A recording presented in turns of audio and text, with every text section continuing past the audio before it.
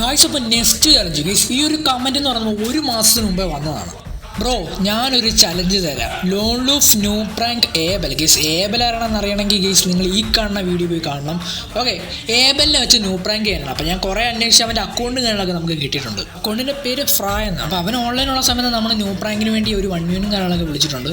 Okay, new prank ആണെന്നൊന്നും നമ്മൾ പറഞ്ഞിട്ടില്ല. Okay, അവിടെ ഗൈസ് നമുക്ക് ആക്ഷൻ ഫുൾ ന്യൂബായിട്ട് ആക്ട് ചെയ്യാം. ഓക്കെ, ഈ റൗണ്ട് അവൻ അങ്ങ് എടുത്തിട്ടുണ്ട്. 2000 years later.